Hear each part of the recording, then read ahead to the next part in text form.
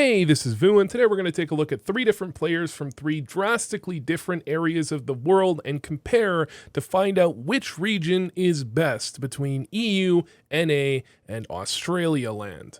But first I want to talk about our sponsor. NordVPN is a VPN that allows you to do many things that benefit you inside and outside of the game. When it comes to CS, a VPN can allow you to deal with routing issues easily. Personally, I used to have a problem with many servers in which I would have 150 plus ping to servers I typically should get 50 to 60. Using a VPN, I was able to easily resolve this problem.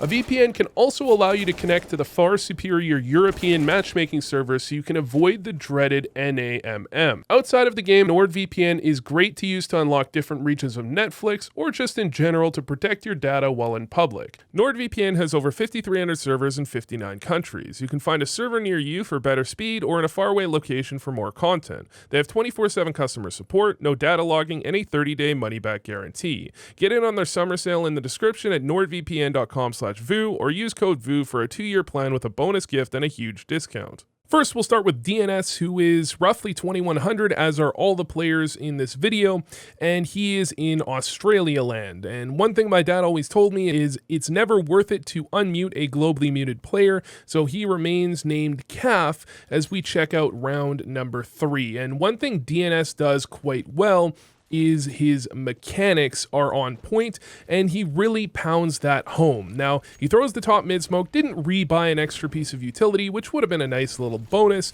and he does know his opponents are on eco here, or on, a partial buy, given the way the buy went in the previous round. So one of the things you want to do in that scenario is don't give them any opportunities to kill you sitting in the middle of mid, which they kind of do. As that smoke comes down, a flash could come over and make it very complicated, but he does land the kill. And I hope this guy isn't Faceit 10, because then I might have to dock some points off of DNS, because that was freaking rough. DNS now, bit of an awkward wait for his teammate to throw the window smoke, but I don't have any problems with the window and top mid smoke. I like the top mid smoke. It helps protect you from connector and from the cat boost. Nice shot onto the player on Cat. Not sure he should necessarily be swinging after, he's already lit a little bit to try and continue to hunt frags, but he's just hunting for eco frags, and honestly, it feels like the higher elo you get, the more you do that. But he does put himself in the middle of the open to get killed from a player in window, which is exactly what I was talking about in the previous round. Now, I say DNS focuses pretty heavily on his mechanics, and he does this swing out through the top mid smoke quite often. Now, this is a play that, top level teams will go for. They'll have players swing to try and kill someone top con not ready at the beginning of the round. Usually they won't delay it like this because the CT should be a lot more aware as the round goes on. But if it's working well for you, one of the things you should understand, especially if you're lower level on Faceit, is that if a play is working, you may as well run it into the ground, because oftentimes your opponents simply will not adapt in any way, shape, or form. So the mid swings make sense. It's just a little bit, too consistent. He's running it. This is the 3rd or 4th time he ran it. The rest of the round here as well made a good amount of sense, given the fact that, his team had lost a couple of players. He was going aggressive, looking to bring his team back into the round. Didn't necessarily work out, but he did get some kills and cause some damage. Now, what does concern me about DNS in terms of ranking these regions is that he's continuing to do the same thing when it's not working. When it was working, it made a lot of sense to pound home the same successful play. However, when it goes wrong, you do need to switch things up a little bit, and this is about the 3rd or 4th round in a row where he's run out middle and almost instantly died. Adaptability is really what makes you a consistent player, especially as you get to higher ranks. Often in something like Faceit 7, you might see a player who will have one-off fantastic games, but what separates him from a Faceit 10 a lot of the time is just consistency, the ability to adapt and make sure that your good games are more constant and your bad games are more rare. And this seems to be a little bit missing. Now, for the last round we'll take a look at here from DNS, we've got him on the CT side, where he is opping. And oftentimes people love to opt just on CT side. Of course, he's a window player, so he might just be an opper that was adopting the rifle for that T side. He did do well on the T side, so I'm not going to say anything about being a crutch opper, but you will see mechanics focus play where he's kind of making peeks here in middle that are a bit risky. Even with a molly behind the box, someone could peek on top or in front of it and kill him as he's so close to the wall. So not necessarily a peek you would typically go for if you're playing high rank opponents. However, he does know a couple of the players in the enemy team are fairly weak, and maybe he's looking to try and make sure he can carry his team here. What I do have a problem with, though, is this little rotation here. He makes his way back over to CT, tosses a flash over, goes next to the only other opper in the game, and then makes his way back over to jungle right afterwards. Now, going CT to help your team clear it and then going back jungle isn't unheard of, but it is quite odd, especially in this scenario. And the jiggle there was a bit odd as well. Although he's hitting the majority of his shots, I am somewhat concerned based on his inability to adapt, as well as the rotations we saw there, that I would certainly hope would be a little bit better. It's going to be fairly hard if the other demos aren't players that are mechanics focused, because it's kind of like comparing apples and oranges. While apples may clearly be better, oranges are a completely different profile that's pretty hard to compare one to one. So if we take a look at the NA player in this equation, we've got Lord Fushi, and the demo is literally bad FC as the beginning of the demo name, assigned by Faceit. So take from that what you will, but Lord Fushi here is playing against JT and OC. They have 5 stacks. They sometimes play late at night, I think, with, you know, some friends of theirs that are fairly low level, which makes it a little bit awkward. And you can definitely see from time to time, Lord Fushi here has some troubles. Now, onto the first gun round, down 2-0. His team has very, very limited utility. I would have liked to have seen him go for a FAMAS or an MP9 just because it's Inferno. I think on other maps it's more balanced to go for an M4 potentially, but because it's Inferno, a little bit extra utility is always a good idea. Following that, you know, the boost up in CT, the jiggles aren't perfect, but they're not bad enough to really have a major problem with, and he will make his way over to the site here. He draws a bit of fire from his teammate, and then he makes his way over to the site, but he gets smoked off here. And this smoke, unfortunately, blocks off, so his teammate is now a bit isolated, and JT will end up clearing out his teammate on the boost. Now, while the smoke was unexpected, and he had to make a deviation from the play he wanted to make at the beginning of the round, I think he could have responded a little bit better to try and go around the smoke as he attempts later in the half, and prevent JT from just hard clearing his teammate that's boosted up. So one thing I really like from this player is this play here. This is something even people, you know, well above him in elo mess up, where you notice he throws this molly delayed. The first molly, the close one, was thrown much earlier, and that means that once he mollies that, they nade the cubby, bottom banana is fully clear, and he can get to bottom banana before the molly is down, and the T's could actually push through the smoke. So the delay in the second molly is actually a really smart play that you oftentimes see people miss out on. It's just something to keep note of, as well as the fact that, you know, he is playing fairly conservatively here towards bottom banana. It's almost like he's playing scared a little bit, but regardless, they will win this round. Now on to round number 5, he's going to keep the MP9. No reason to really upgrade from the MP9 here. And he's unfortunately going to do this, where against pistols, he swings before the smoke is bloomed, then kind of just starts crouch shooting his MP9.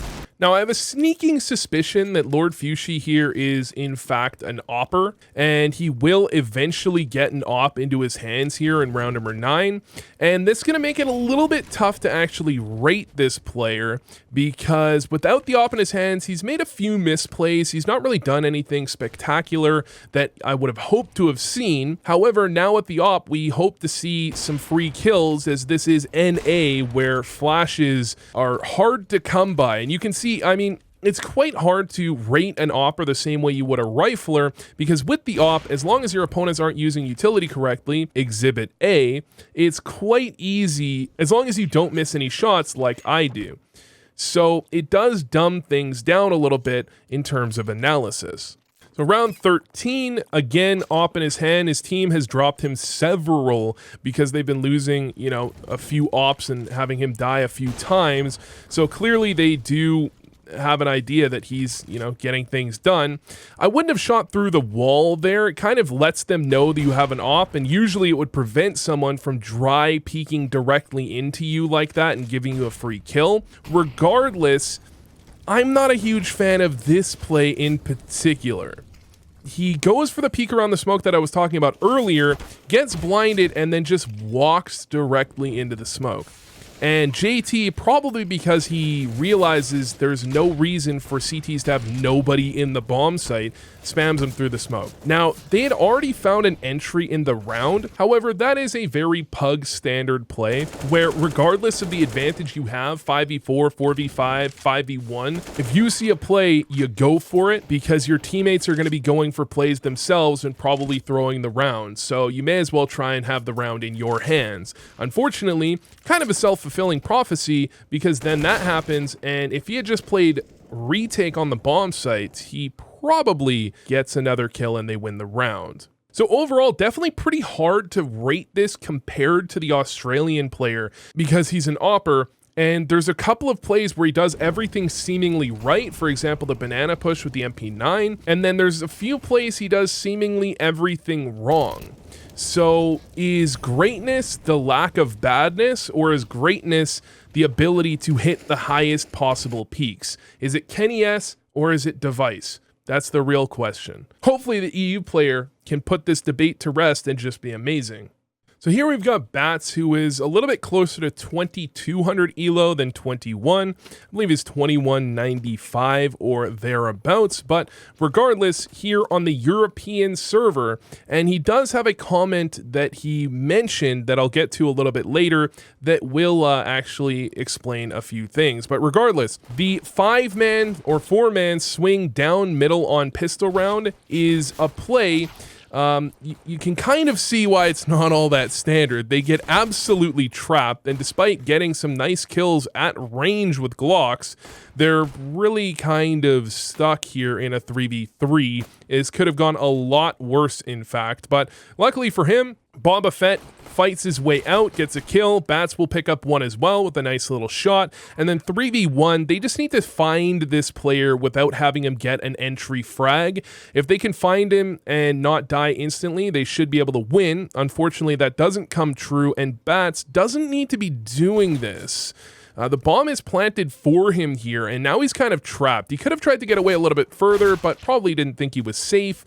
And the jiggle there makes a lot of sense. He just kind of got unlucky on the timing of it. But I'm going to take a guess and say he probably didn't realize where the bomb was planted. This is a very odd plant spot, and if your radar is zoomed far out, you probably think it's just planted default, which makes that play make a ton of sense. So we can somewhat discard the first round. He did a couple of things well, but unfortunately, I mean, pretty much everyone has mislocated the bomb before. And why is he walking so early? I don't get it. That walk is so unbelievably early, and his opponent is just running straight through apartments. Well, there were smokes on A, but it looks like the T's accidentally smoked themselves off when they missed a stairs smoke. That's actually weirdly common, but it's just so weird for the CT to rush B apartments in that scenario regardless. And Bats, I mean, everybody whiffs. That's a core fact of life that I've learned. Everybody whiffs, especially anyone you're demo reviewing. So next round, again, walking really early. Later on in the round, you do need to walk fairly early because your opponents can be pushed all the way up cat, but early round, you can walk near the stairs. And again, this guy is getting boosted twice in a row to run into apartments. And here I believe he's the only gun on his team, and he does that. This play is not making a lot of sense from his opponents. Round 6, this time he walks in a much more normal spot. I mean, if you want to get to apartments later, you can just delay. You don't need to walk earlier. And his opponents, they boost this time, but thank God, they boost just to sit on balcony instead of pushing. I mean, even then, it's a bit odd, but they are on pistols, so I can kind of understand it. Bats is playing a bit passive here, I would say. This is a really odd situation. 2 going A, 2 going mid, 1 hard lurking B apartments. You know, maybe if he had put pressure, it would have made a little bit more sense. However, that being said, this is EU Faceit, which means there could very well be a pretty heavy language barrier, and maybe he just doesn't really know what his team is doing up until they actually start doing it. So I can kind of forgive him for that. It's just a little bit odd. All right, round 9, and he goes for the Krieg buy, and then he's going to throw the get right smoke, and it looks like his teammate tries to throw the get left smoke. One guy underpass. Hold up, stop for a second. What is this? Bats had not even the best spawn, threw the get right smoke, which means he should be one of the last players, but he's second. And the first player that's 30 meters ahead of everyone is an Opper. Most of his team is Faceit 10. This is a fairly concerning sign. And, you know, usually you have the first couple of players jump out the window to create space. However, in this scenario, the Opper was first. He's not going to jump out. The Opper got a kill, so maybe you don't really jump out with the other players. It just makes it all really awkward as to what exactly went on there in this round. So on the CT side here, Bats has been leaning into the AUG for the most part, but this time around he's going to go for an M4 for whatever reason, despite having plenty of money. I do like that he walks Cat here. I was a little bit critical because he was running up to Cat the majority of rounds, which isn't the end of the world, but does give away some information. So usually you want to balance it a little bit. Maybe sometimes you can run up, sometimes you walk. So I like that he walks here, and he's just going to hold a little bit of an off angle. What's a bit odd, though, is his teammate rotates around from window to boost him up here. Usually you would have the B player do that, and the Molly underpass is a bit odd as well because it's so late in the round. It does kind of just draw the eyes over towards Catwalk. For all I know, Bats could be in ladder there. At the beginning of the round, that play would make sense, but this late in the round, it kind of felt like it almost got Bats killed. He had to hit a very nice shot to actually keep himself alive. And then into the 3v4, I would feel like this is a save, but if they can kill the player close, which they can, then they're going to be in an okay spot. 2v3, though, they have a ton of utility, which is probably why they're thinking they should go for this. However, they really should be saving. Both players extremely low. Bomb planted, it could be planted basically anywhere, and his team, the drop of 2 rifles would make a major difference in their buy in the following round. So going for this, not exactly a play I would want them to be doing. You can see it did definitely hurt the buy into the following round as well, whereas they probably could be going for a full buy here had they actually saved. And that's going to have Bats, aggressive up on Cat, trying to take some gunfights with the Deagle. Nothing wrong with that. You want to let that op get work done if you can. However, you can't just hide around the map. Otherwise, they're just going to take control of everything. So you have to play a bit of a balancing game there, and I think Bats is doing a decent job of it. Okay. Very nice shot from Bats, redeeming himself for whiffing 3 times on that op. And the double op retake, I mean, you really have to be going for this 4v3. No kit, though, which makes this quite awkward. And they have to basically force in and hope the pistols can get something done. But neither pistol gets anything done, and that means the ops should be backing off and saving here. There's really nothing to be gained from going for this, and the T's don't have a ton of money, but they've won so many rounds in a row. Even going for exits is probably not really necessary in this position.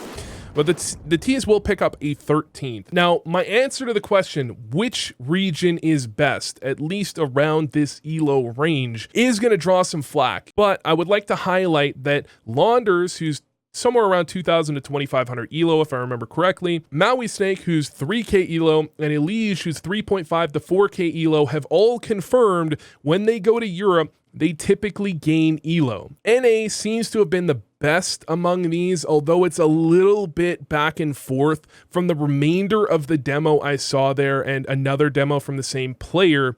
I'm feeling like that player probably played the best CS despite needing an op to do it, whereas the European player, he played quite well. There was a couple of pretty big whiffs and a couple of nice shots. Reminds me of myself. He played fairly well, but his team were a little bit suspect, we'll say. And, there were some moments that felt not the greatest coming out of bats. And then the Australian player, DNS, well, he's globally muted, so he gets a -1 point for that. And his mechanics were probably better than either the NA or EU player. However, there were a few things going on that made me a little bit suspicious as to how good he was actually playing if he would play against, higher level opponents than his opposing team. There was one Faceit 10, a bunch of Faceit 6s, I believe. So anyways, thanks for watching. I hope this helped. If you enjoyed the content, go ahead, hit that subscribe button. But anyways, thanks for watching. We'll catch you next time. NordVPN.com/vu